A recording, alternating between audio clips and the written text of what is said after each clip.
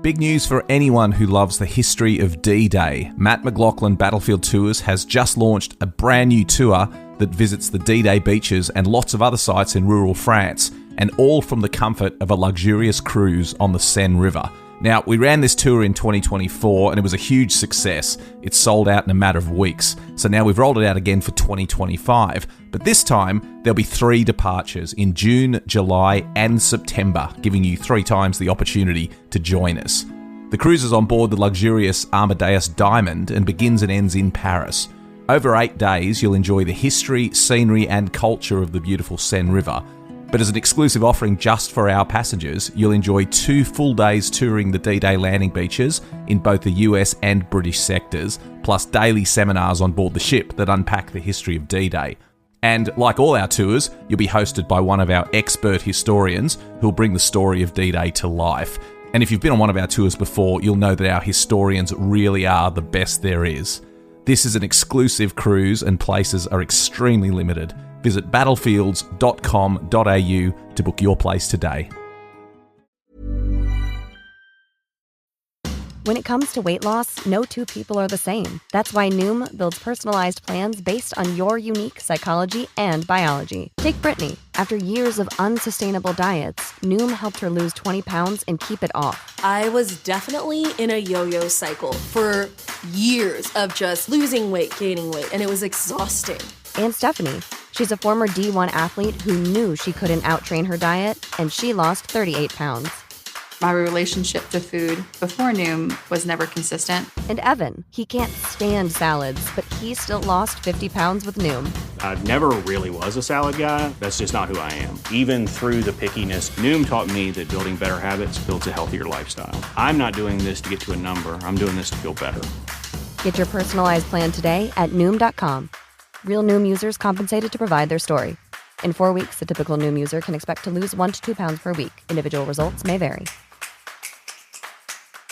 1-800-Flowers.com knows that a gift is never just a gift. A gift is an expression of everything you feel and helps build more meaningful relationships. 1-800-Flowers takes the pressure off by helping you navigate life's important moments by making it simple to find the perfect gift. From flowers and cookies to cake and chocolate, 1-800-Flowers helps guide you in finding the right gift to say how you feel.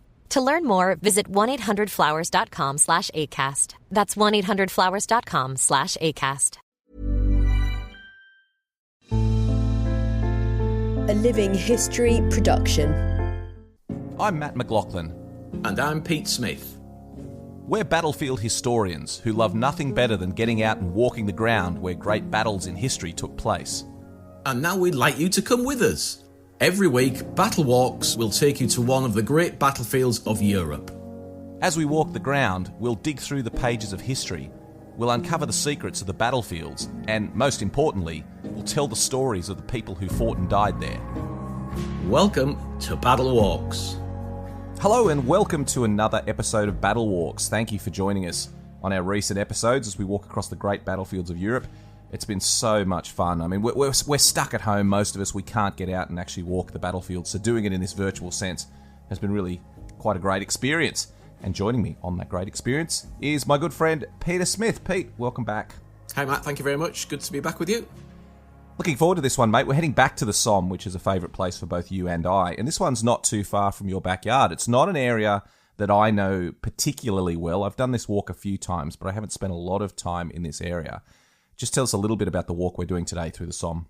Well, I can actually see the end point of the walk, which is the New Zealand Memorial up on the ridge behind my house. But we're going to start from Caterpillar Valley Cemetery in the heart of the Somme battlefield, and this is the second phase of the Somme. It's the second big push of the Somme battle. So there's things going on all around us. We could do a different talk on each of these little kind of cameos that we're going to talk about in general. But we're going to start in the cemetery and chat about its connection to the New Zealanders, really, because Caterpillar Valley Cemetery is a really important location, or the location surrounding it, to the New Zealand division fighting on the Western Front.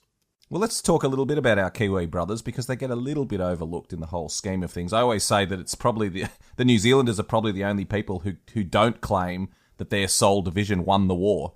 I mean, the Australians and the Canadians and the Americans, we all talk about how we won the war. The New Zealanders are the only ones humble enough not to say that. But a really strong fighting force throughout the war, weren't they? Obviously, they started at Gallipoli and then came over to the Western Front, as did the Australians. But just, again, some pretty tough fighters, the blokes from New Zealand. Yeah, absolutely. And here is where they're going to get their first real blooding, I suppose, rather horrifically. This is the first divisional attack for New Zealand, and it's going to take place in the landscape that we can see from here. And hence, it's seen as so important that this is where eventually their unknown soldier will be removed from. More of that a little later. Well, let's begin the walk. Where are we going to start? You mentioned Caterpillar Valley Cemetery, which is a cemetery I really like. As I said, I haven't been there many times, but the times I've been there, I thought it was really lovely. Let's talk about that cemetery.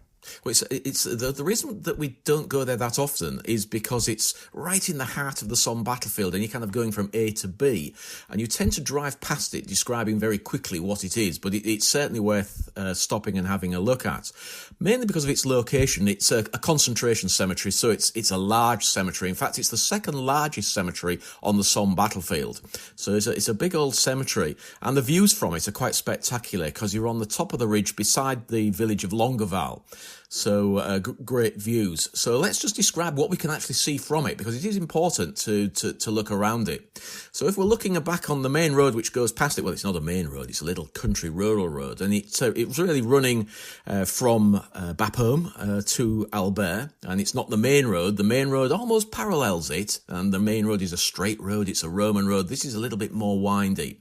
And so if we're looking towards, along the road, from the cemetery, from the front of the cemetery towards Albert, then what we can see straight away is the Byzantine woods. Very important. And in fact, the fighting that takes place on this site is part of the Byzantine Ridge fighting that takes place on the 14th of July in 1916. So we can see those woods. We can then see a little cemetery, Thistle Dump Cemetery, which is a dump cemetery, which means it's a frontline cemetery, a battlefield cemetery. It's also one of those changeover points where supplies were dropped off and picked up by the infantry, and also the wounded were the swap over point from the stretcher bearers bringing them from the front line and the RAMC moving them further back. So a little cemetery, we can see that from here. Then we can see a very, very famous site, High Wood. High Wood is a location that for a lot of people that walk this landscape and walk around here and research this area fills you with that uncomfortable feeling, really, for the number of dead within the wood. Estimated to be between 8,000 and 10,000 soldiers still within the wood unrecovered. It's a really place that makes you shudder. Sadly, we can't go in the wood. We can only walk around it. And today that's not going to be part of our walk, but it's certainly something that overlooks most of our walk. We can see it for most of the walk. So that's High Wood.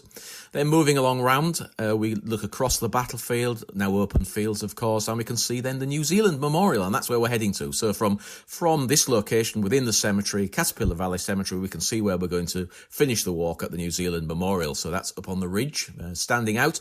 In fact, stands out a lot more than it used to. It had trees right the way around it till a couple of years ago, and they removed the trees, and now it's back to as I think the architects envisaged, that it should stand alone, and so we can see that.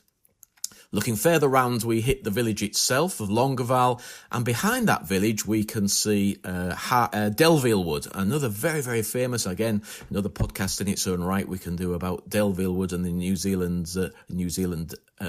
South Africans fighting through the wood, along with the Scottish soldiers within the same division. So very, very important for South Africa, and in fact the whole wood is the memorial to South Africa, so it's a very important one, but we'll do that in a separate podcast. So, and then moving round from Longueval, we can see two more woods, Bernafay Wood and Trones Wood, and then after them we get the village of Montauban du Picardy, very famously, and this village was actually taken on the 1st of July.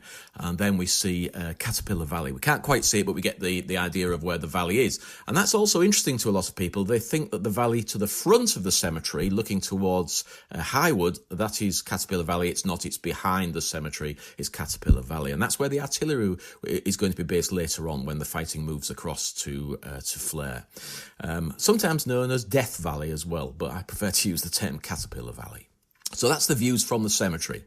Pete, it's a fascinating area of the Somme where we're standing here, and as you say, from really that second phase of the Somme fighting, which is something that gets very overlooked, I think, in the history. The vast majority of people would know about the first day on the Battle of the Somme. And we forget that, don't we? That this battle stretched on for 4 months, and there were lots of stages, and there was toing and froing, and at times the Germans had the upper hand, at times we had the upper hand, but eventually it sort of dragged its way to November. It's important we remember the length and the complexity of the Battle of the Somme, isn't it? It is, and this is a very important day. In fact, you could argue, well, I think very, very rightly you could argue, that this date, the 14th of July in 1916, of course, the Battle of the Somme starting on the 1st of July, the 14th is more important because this is where we start to change the tactics which will eventually bring success. So this is the very first night attack takes place. This is the first time that a sudden barrage, a very, very heavy barrage, not a prolonged barrage, so a hurricane bombardment takes place, and then we get the creeping barrage, the first time that the creeping barrage is going to be used. So this is those innovations that are slowly going to bring that success eventually. This is where they start. So it's a very important action and successful. The initial attacks were very successful. It's the counterattacks, the German counterattacks, that are going to be the problem. Just explain for those of us who don't know the concept of the creeping barrage, because it's vital in this and in later fights on the Western Front. Yeah, the creeping barrage is instead what we did on the 1st of July. We bombarded the German positions. We bombarded an area of no man's land. But when the attack takes place, then the barrage of the German positions lifts and it moves further back to take out their second line defences, to take out road junctions. In other words, to stop the Germans reinforcing their front line. But the physical bombardment of the front line stops. And what it becomes effectively then is a race. It's a race. Can the Germans get up from underground and mount their machine guns before we get to them? And effectively, that's why the 1st of July, among other reasons, but that's why the 1st of July failed, because the Germans successfully did. A creeping barrage basically starts in front of the infantry in no man's land. It protects the infantry as they climb out of their trenches, and then it moves forward, in theory, at the same speed that they are advancing. Now, at this early stage of the creation of these barrages, that was the problem, trying to judge how fast to move that barrage forward, protecting the soldiers in front of them, and how close do the soldiers need to be protected. And there's a lot that needs to be adjusted, but effectively the barrage moves forward with the infantry.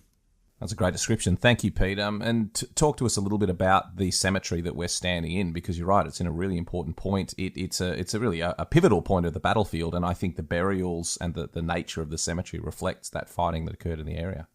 Yeah, well, the cemetery itself was designed by Herbert Baker. It's big. It's a typical concentration cemetery in the sense that there's no randomness about this cemetery. It is straight lines of graves going backwards and forwards across it. It's surrounded by a rubble wall capped with coping stones. But what's also interesting, to one side, so if you're entering through the entrance as an archway and look to your left, there's a high wall. And that is also the memorial to the New Zealand missing. They are across there on that high wall. We'll talk about them in a little while. The numbers that we have here, so 5,573 burials here, or commemorations here. And of that, now this is again one of those horrific aspects of the First World War, 3,798 of those that are buried here, we don't know who they are. And that gives you an indication that this is a concentration cemetery. In other words, as they recovered and found the bodies as they're clearing the battlefields, they will bring them in here. But sadly, an awful lot of them, from those figures obviously confirm that, an awful lot were unable to be identified. So we have an awful lot of unknown in this cemetery. And that effort to bring people in, it's something, again, that's overlooked. We talked about it in some detail in our podcast on Living History about the cemeteries. But just even just that concept, the concentration of graves, the bringing in of graves, that sums up years and years of work and effort, and often quite ghastly work and effort to create those cemeteries. It does indeed, and this cemetery also incorporates several smaller cemeteries that were closed down and moved into here as well. But the recovery of the bodies, it's something that we cover quite often. But because it is just fascinating in my view, but the recovery of the bodies was very, very difficult here. And in fact, it's always worthwhile if you can get a look at it. And I think it's available online nowadays. It wasn't available for many years, but I think you can find it online now. Is the Imperial War Graves map of effort. And what they effectively did, they gridded up the western fronts where the fighting had taken place, where the burials were, and they counted the burials in a grid square. Now, you'll have to forgive me, I cannot remember what each grid square is, what the distance is. It'll be in yards, so let's say 1,000 yards, but I don't know. I can't remember off the top of my head. And within each square, there is a number, and you can see this. You can have a look at it, and it's numbering this area especially. It's fascinating, and that's where you can see a problem. There are no numbers for a high wood where all of these guys are. We have an estimate of how many guys may be missing within the wood, but in the other areas, it's fascinating to have a look at and to see where the concentrations are. And of course, when you know the battlefields and you understand the battlefields, then you realise that obviously where the concentrations of dead are going to be is where the heaviest fighting took place. So it is a very important and interesting map to have a look at. It's called the Map of Effort by the Imperial War Graves, of course, now the Commonwealth War Graves. When you look at areas like the Ypres salient, where there was a huge amount of fighting and a lot of bodies that were missing, those maps of effort are absolutely extraordinary. So, as I recall, in some squares, there's 700 or 800 bodies recovered from a particular square. Some there's 50, some there's 60, but in other ones where there's heavy fighting, there could be up to 800 bodies recovered from a square. It's just mind-boggling the numbers of dead that were just left on the battlefield after the war. It is. Of course, they're also counting the number of people in existing cemeteries. So occasionally the numbers are very high because there is already a cemetery there. Now, whether that cemetery will remain there or whether they will actually lift all of those guys and move them is down to the recovery teams. And also, you have to say, down to the French to deciding what is going to stay in its location, what needs to be moved. I mean, you must understand, this is farmland, and we couldn't leave all of these bodies everywhere, or else we would have a lot more smaller cemeteries scattered everywhere, and this land would not have been able to be returned to the French and to the farming.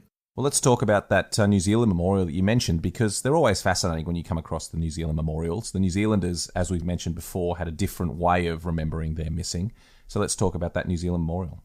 Yeah, so the memorial itself is a rubble wall, and then with the inset with the panels, and they're Jurassic limestone, as a lot of the memorials are. In fact, I think all the memorials are Jurassic limestone, engraved with the names of the 1,211 soldiers who are missing for this area, and that's the important thing. This is not all the New Zealanders missing. This is very particularly for the fighting that took place around this area, and they are commemorated on the wall. Now, just to also add another little thing of interest, in that period between the creation of the wall and now, of course, New Zealanders have been found, and in some cases they've been identified. So have their names been taken off this wall? And the answer is no, they haven't. They made a decision not to deface the wall by chiselling out the names of those that had been recovered and found and now have a burial location. So the 1,211 men, if you went and counted all the names, it wouldn't actually quite match up, because some of those have actually have been found. Some of the men have been found that are on the wall. I love this doctrine that the New Zealanders had after the war to remember their missing in very specific areas. It wasn't how other countries did it. Australia remembers our missing at Villers-Bretonneux and other places. The British obviously have some huge memorials to the missing in a number of key locations. But the New Zealanders chose to remember their missing in the areas where those men fell. I think it's a really lovely sentiment for the missing soldiers. I do as well, and it's normally tied to a memorial, and that's where we're going to be walking to. So as well as having the memorial to the missing and the listing of the missing, then there is also a memorial close by as well, an obelisk commemorating their effort in that area. Are there any famous men or notable men on this memorial, the New Zealand memorial? Well, they all should be remembered equally, but as you know, that we tend to highlight people that are commemorated on the walls, or in fact buried here. And in fact, we have a chap called Bobby Stanley Black, to give him his full name, Robert Black, and he was a rugby player, and he played in the final test before the war against Australia in 1914 on the tour to Australia. He was 20 years old, and sadly he's one of the missing, so he's actually on the wall. He hasn't got a grave here, and he was killed in action on the 21st 21st of September, so very close to my village. We've been fighting around my village of Flares, which is over the ridge. We will see from the final stance when we stand at the memorial to the New Zealanders, we look down upon where I live. So he was killed in the vicinity of the village. There is a report that his body was recovered at one period. And this would be the period in 1917 when the Germans fell back. But of course, the Germans are going to retake all of this area. So an awful lot of graves were lost yet again as the fighting crossed over this area in 1918, twice more. And that's one of the other big problems and why we have so many missing here, because the fighting will return here in 1918. And let's talk about the unknown soldier, because a fascinating story, again, this idea of the unknown soldier, and particularly the Commonwealth countries and our efforts decades after the war to bring home soldiers from the battlefields. Let's talk about the New Zealand unknown soldier. Well, it's interesting. Before we talk about him, we really have to talk about the unknown soldier that lies in Westminster Abbey, because you have to kind of think. And for years, I did wonder, why has it taken so long for Canada, New Zealand, Australia to bring back an unknown soldier and take him back to his home country? And the reason being is because that and we know he's a British soldier, that soldier that was in Westminster Abbey, because the connection between the old empire and Britain was so strong, it was felt that was enough, that the unknown soldier that was in Westminster Abbey and still lies obviously in Westminster Abbey, that he represented all of our soldiers, and that meant all the soldiers of the empire. So it's an interesting aspect that really it took until fairly modern times before New Zealand, Australia and Canada decided that they needed their own unknown soldier to be taken back and to be revered within his own country. And so I'll just give you the dates because it's quite interesting. So the British unknown soldier, and there's been an awful lot in the press just recently because we've just passed the centenary.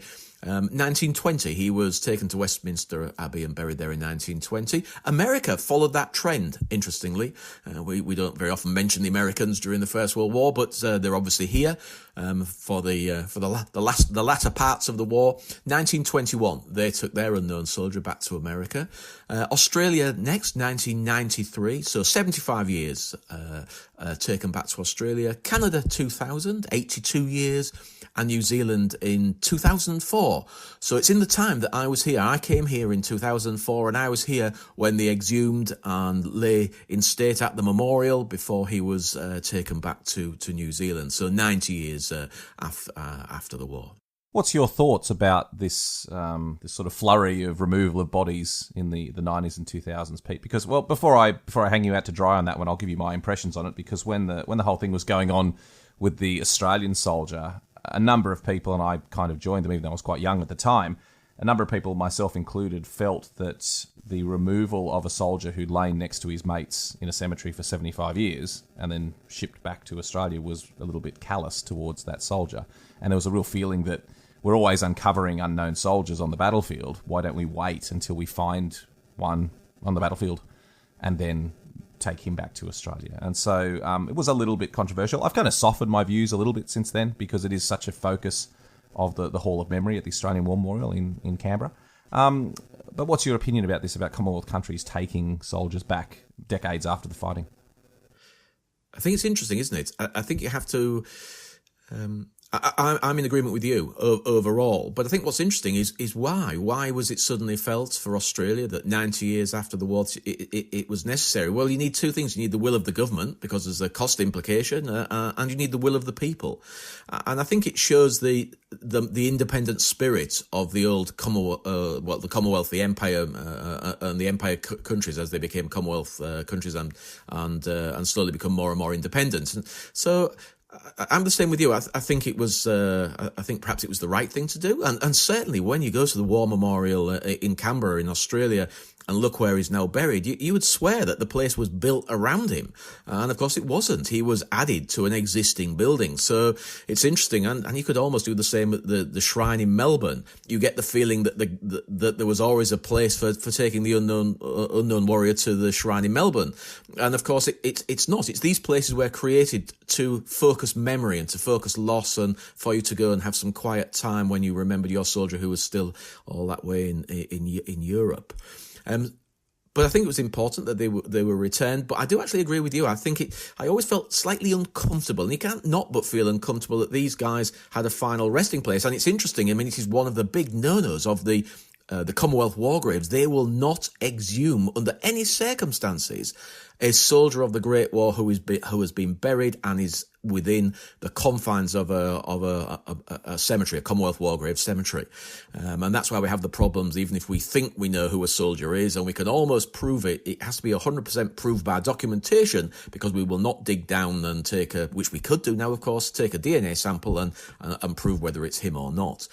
So I think it was important that it should be done, but it did leave me, and still does, feeling a little uncomfortable about it. But I think it was important for those countries, for Australia, Canada and New Zealand, to have their own unknown soldiers. The unknown soldier from Adelaide Cemetery at Villiers-Bretneux, the Australian unknown soldier, there is a headstone marking that the unknown soldier was removed from a particular grave. There is a headstone now in that grave telling the story, effectively. Is it the same for the New Zealand soldier? It is. It's exactly the same. So we can go to the site of where he was exhumed from, and there is a headstone basically explaining the story and when he was exhumed. Well, it's an interesting one. I think if you're listening to this, please send us your views on it, because it is controversial, and obviously it's something that's very important to people. I mean, hundreds of thousands of people every year pay their respects, millions of people at these tombs. But also, I think when you stand there at the gravesite and you're standing in the fields of France near where these people fell, and you're seeing unknown soldiers from all over the place, and then you just see this sort of empty grave, it does feel a little bit, I'll be honest, I think it feels a little bit political to me, that it was a good move politically for governments at the time to be waving the Anzac flag. But again, I don't want to be too controversial. It's just it's important we have these discussions. Well, I should add that this cemetery is in fact still an open cemetery, in that sense that it still takes burials. And only a few years after the unknown soldier was exhumed, then a New Zealand soldier was also buried in the cemetery as an unknown soldier. So that kind of ties in with what you were saying, really, Matt. That why didn't they wait? But of course you don't know. But why didn't they wait and take him back home and have him buried within the country? So yes, so it's interesting. It is still an open cemetery. They are still taking burials here. Well, send us your thoughts. If you're listening to this and you've got thoughts about unknown soldiers and whether they should be brought back, send us your thoughts via Twitter and Facebook, and it'll give us more food for discussion for later on. But moving on, Pete, where are we heading to next on the walk? Well, we're going to head towards Longueval, because we're going to walk through Longueval, and it's a very short walk. This, by the way, as we described, you can actually see where you're heading. So we're just going to walk down the road a little bit more, and we're going to talk about new memorials. So as we're walking along, we can see a cross on our left-hand side on a little small road junction, and it's a wooden cross up on the bank, and it's actually reproducing a cross that had been here in the 1930s. We don't exactly know when it was lost, but at some period, probably in the Second World War, because a lot of the memorials, the private memorials that had been looked after, of course, the old soldiers couldn't get across to look after them any longer, and a lot of them deteriorated. And this one being a wooden cross, it certainly deteriorated. But a very good friend of mine called Dean Marks, who lives very close to Bristol, he was very keen that this should be replaced. And so he organised with his family were also very keen that it should be replaced. And on the 9th of April in 1986, then they had a ceremony and they replaced inauguration of a replacement cross. And that cross has now been replaced again because it rotted through, and we have a newer version of it. And on it goes. So we have now a new memorial commemorating, but it's replicating exactly what had been here before, commemorating the 12th Battalion of the Gloucestershire Regiment, who were based or who had been recruited in the area of Bristol, very often known as Bristol's Own. So in other words, the people of Bristol raised this battalion. It comes under that overall banner of PALS battalions. These battalions, 1,000 men, raised to fight for the empire from the cities of Britain. It really makes you wonder, Pete, if you'd come to the battlefields in the 20s or 30s, how many memorials would have been around that have long since vanished that we probably have no record of as well. It's very interesting because there's a very good New Zealand connection here beyond our village. So right on the far side of the New Zealand fighting of this period in 1916 is where they originally put their memorial. And it was known as the New Zealand Cross. Now, it became fairly obvious as we're clearing the battlefields that this was not in a particularly good location. It wasn't particularly well made. It was a wooden cross again, and it was decided to actually to remove it. And the Imperial War Graves is something that I've always found, and I think I've actually already mentioned it perhaps in a previous podcast, but I always find it very moving. And it was actually burnt by the Imperial War Graves, and then the ashes of that cross were spread on the graves of New Zealand soldiers in the area. And then this obelisk that we're walking to was built on the top of the ridge to replace it. So there's an element of, I think it's quite sad that it wasn't put in its original location, but it is a much better location up on the ridge. Well, as we're walking along, we come to another memorial, Pete, and again, a few little areas of controversy on this walk. Tell us about the next memorial we come to. This one is a very controversial. In fact, it was suggested, one of my friends, I was speaking to him this morning, and he suggested, why don't you do a podcast on controversial memorials? And we've already mentioned it in one of our podcasts, the windmill site, the Australian site at the windmill of Poitiers, and what's going on there. Well, this is another memorial that suddenly appeared. It's odd how it happens. Obviously, little debates and discussions, and perhaps money changes hands. I don't know. Very often the French actually give the land freely, and I think they did in this case. And this is a memorial to the Indian soldiers who fought here, or fought anywhere really in France on the Western Front.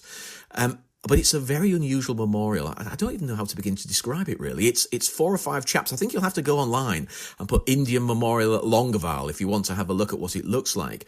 And it's 4 chaps. It's almost childishly designed. It's cast in bronze. It was made in Mumbai in India. I don't dislike it, I have to say, because I think it's of their culture. It's something that the people that designed it and casted it had an idea of what it was to look like. And it represents all of the different religions that were fighting within the Indian army at the time. So it's on the top of a large plinth to the right as we're walking towards Longueval. It's on the corner of the road. And it is fairly obvious, you cannot miss it, but it's not to everybody's taste, you have to say. It's certainly, there's been quite some derogatory terms in the press in the UK, and I even found a couple of articles in the Indian press that also were not too impressed with it. But I don't dislike it. I think it tells a story in its own right about a people that want a memorial that is of their culture, that looks of their culture. But it's a big memorial, and it's commemorating the Indians. So the thing you have to ask is, knowing that the Indian Army, of course, that's something I ought to explain. The Indian Army by this period had mainly left the infantry. By 1916, they'd been moved to Mesopotamia, and in fact were fighting in Mesopotamia. It was felt that would suit them rather than the terrible winter they had in 1914-15. So we only have a small elements of infantry and some cavalry units. And here we are actually looking down when we look across to High Wood.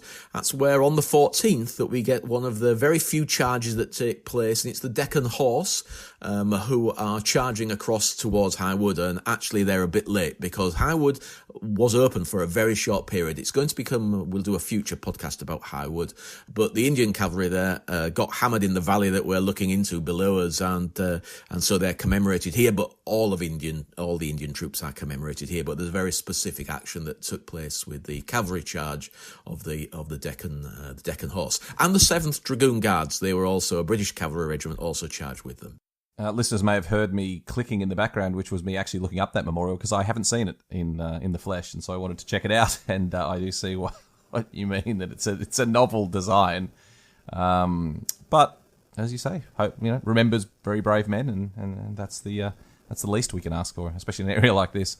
Yeah, indeed. And in fact, alongside of it, there's now a New Zealand memorial as well, a very small one. And there's one in my village that recently arrived, and they're basically just a steel plate with the New Zealand fern cut through it, and commemorating the New Zealand effort in the area. So that's there as well. So we have this little grouping on this road junction, the Bristol Pals Cross, the Indian Memorial, and another little memorial to the New Zealanders here, all in the same location. And not far away, we've got yet another memorial. Tell us about that one, the Pipers Memorial in Longuval. Yep, so we now walk into the village itself, so we have houses left and right, and we walk down past, or we can see a bar directly in front of us. And on our left-hand side, there's the Pipers Memorial. And again, a little controversial. It's a big old memorial. It's a depiction of a piper climbing out of his trench, going over the parapet, playing the pipes, which was, it's not imaginary. It happened very often that they led from the front, the pipers. But it's not to everybody's taste. It's actually a concrete memorial. Not that it's very obviously concrete, but it is a concrete memorial. And it's over life size. And some people like it and some people hate it. And I have to say, I'm sitting on the fence a little bit. I'm about middle to diddle, but I'm going slightly to the not liking it. It is a large memorial, but it's a worthy memorial to commemorate the pipers who led their men over. And of course, we automatically think of the Scots, the Scottish regiments within the British Army. But of course, there were Australian battalions who had a lot of Scots within them, and so they used pipes. Same with the New Zealanders, and some of the Irish battalions used pipes as well. So pipes were used throughout the war. Canadians, of course, I should remember. Canadians used the pipes a lot, and of course, there's a very famous Canadian who was killed not very far away from here, Piper Richardson, VC, from the 16th Battalion of the Canadian infantry.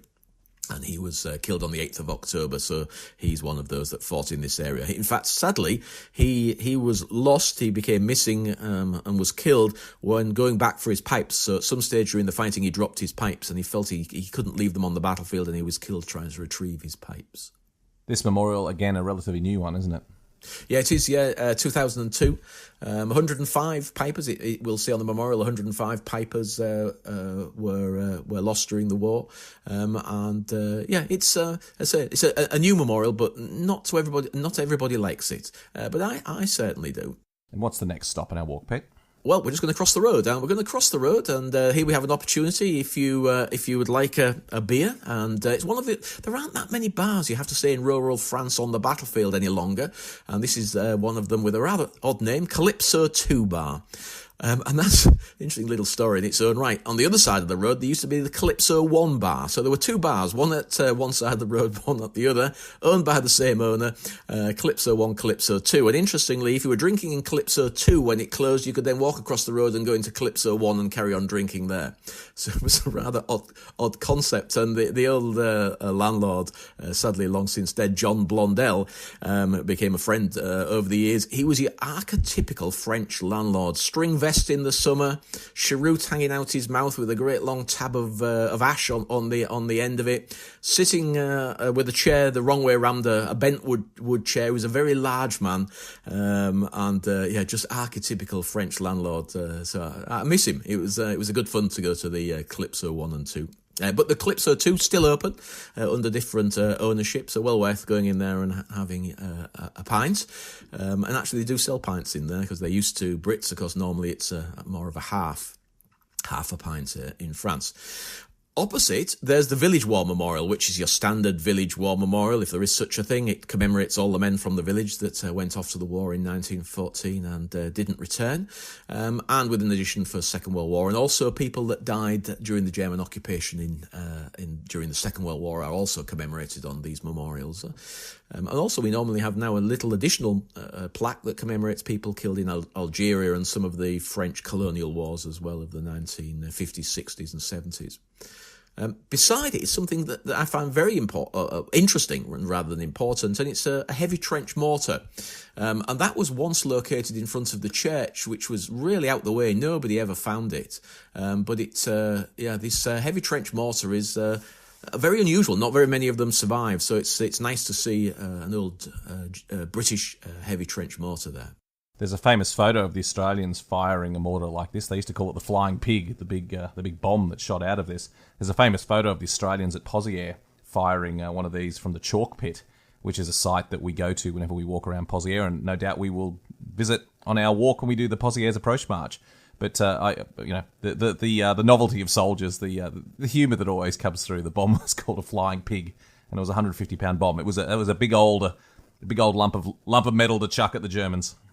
It was indeed, and actually not fired by the infantry. It was actually controlled by the artillery, because this was seen as a really big old weapon. Whereas the light mortars were actually part of the infantrymen's armaments. But the 9.45 inch heavy trench mortar was certainly run by the artillery. And in fact, for the British, it's the Royal Garrison Artillery that are actually firing it. For those of us who don't have extensive military experience, unlike your good self, Pete, mortars, of course, are small artillery pieces used very close to the front line, a very close support weapon for the infantry. And I tell you what, descriptions that I've read throughout several wars of what it was like to come under mortar fire, absolutely horrific when you're often quite exposed. and all of a sudden bombs are landing all around you that are being fired from relatively close in front. Very nasty experience. It's also a rather scary experience because when they reach the top of their trajectory, because they're almost a vertical trajectory, they go up in the air and drop straight down again. Hence, that's why they're good for knocking out trenches, because they can actually literally drop into a trench. But it means that as they get to the top of that trajectory, you can see them. So they stop for a minute as they kind of float over and then start dropping down, and it makes you feel rather uncomfortable. I've been in firepower demonstrations where they've been firing over the top of me, and to see a mortar round just appear just for a second before it starts speeding up again and drops towards you is slightly unnerving, to say the least. Well, we're nearing the end of the walk, Pete. What are the last couple of sites that we have in the village of Longueval? Okay, so what we're going to do now is we've walked past the Pipers Memorial and we're heading out of the village. The village will curl to the right, or the road, will curl to the right, as does the village, I suppose. And that would take us then through just past the edge of Delville Wood. Well, we're not going to go that way, and onwards, that way would take me onwards home. We're going to climb the ridge and head up to the New Zealand Memorial, which has been visible for most of this walk. The only time we couldn't see it is when we're in the village itself and the houses block our view. But now we can see the memorial again. It's a dead straight road, and it's a farmer's road. It's going to lead to the fields, but it also leads up to the memorial, which again has been renovated. I mentioned earlier, the trees have been removed. We now have explanatory panels. So as we're walking up here, we are literally walking across the attack of the New Zealanders. They're going to be going left to right, so they'll be on our left-hand side, crossing over this road. And then as they crested the ridge, they will hit the switch line, which was a defensive position which protected flares, and was really, I suppose, the objective of this fighting on the 14th of July in 1916. The New Zealanders, as they crested, or as they headed to that rise, had to take a position on the left. So it's on the left of this road, called Crest Trench, for the obvious reason it was almost on the crest. So they went into action really almost before they cleared the top of the ridge and then have this onward struggle to get into the village. Actually, a very successful attack, the New Zealanders fighting here. They fought all the way through flares within a couple of hours. So a very successful fighting. And of course, that is the fighting of the tanks. So we are also surrounded by another aspect, and this is the 15th of September when the New Zealanders are attacking, so it's a little later than what we've been walking. 15th of September, first use of tanks, that's when the New Zealanders attack on the 15th. So we're in an area where the battlefield is really developing. We're bringing in the new technologies here as well.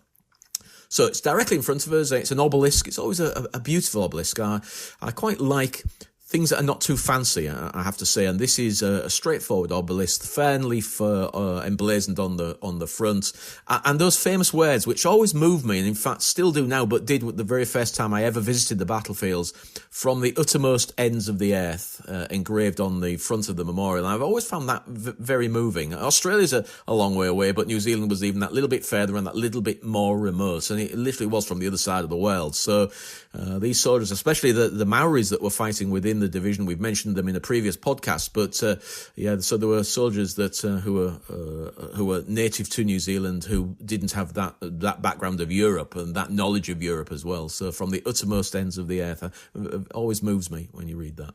I love the New Zealand memorials. The one at Messine is particularly great, looking down over the Messine Ridge where the New Zealanders attacked in 1917. The Passchendaele Memorial. They're always great to see the New Zealand memorials and remember our Kiwi brothers who fought. And there's no better area to do it than the ground we've just walked across. It's hallowed ground for New Zealanders. One of the most important sites on the Western Front for New Zealanders. And again, I'm really enjoying, Pete, doing these, I won't say the word obscure, but these less well-known parts of the battlefield. Everyone's going to go to Tiepval. Everyone's going to go to the Newfoundland Memorial Park. Everyone's going to go to the Menin Gate. But not a lot of people are going to take the time to walk Longueval and to the New Zealand Memorial. So it's been absolutely fascinating. If you do nothing else, if you don't want to walk or do this walk, if you just drive up to the New Zealand Memorial, because you can actually drive your car right the way up to it, there's a parking area at the top. The views from it are spectacular. And it really does help you understand the Battle of the Somme in its entirety, because you know where you've just come from. If you've come from Albert, you've been crossing the battlefield. And what you're looking at, if you look towards my village, the village of Fleur, and beyond on the ridge in front of you, that is Bapaume. And that is where we were trying to get to. That's what the whole Battle of the Somme was about. about was getting to Bapaume, and we don't ever get there. But so you can see an enormous bulk of the battlefield from from the memorial site. One of my favourite places to go. I'm slightly, I suppose, I like it more than other sites because I can actually see my house from here. So when you stand on the memorial site, you can actually look down and I can see my own house. So it's a great view. It's fantastic.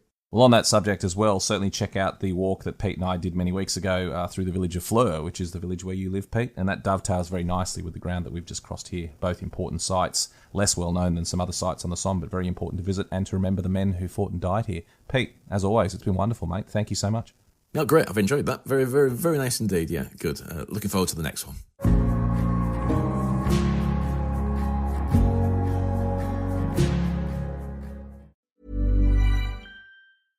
This is a mini meditation guided by Bombas. Repeat after me. I'm comfy. I'm cozy. I have 0 blisters on my toes.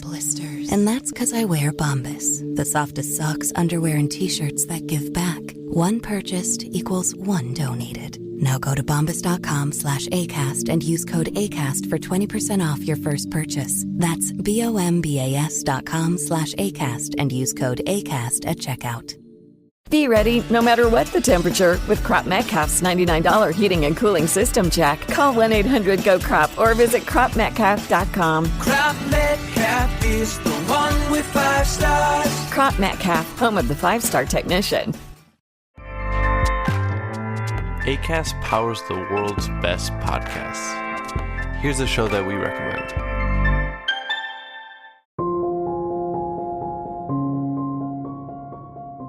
Have you ever wondered if there is a dark side to your neighbour? The cashier at the supermarket, the delivery driver, the person that sleeps beside you. Examining those cases that are scarily close to home, the award-winning podcast They Walk Among Us explores both lesser-known crimes committed by seemingly ordinary people, along with diving deep into those cases splashed across the headlines. They Walk Among Us has been praised by The Guardian, who called the show a cult hit. The Financial Times referred to it as sharply written, and the New Statesman labelled it the mysterious true crime podcast that'll keep you up at night. Listen to They Walk Among Us on Acast or anywhere you listen to podcasts. Acast helps creators launch, grow, and monetize their podcasts everywhere. Acast.com.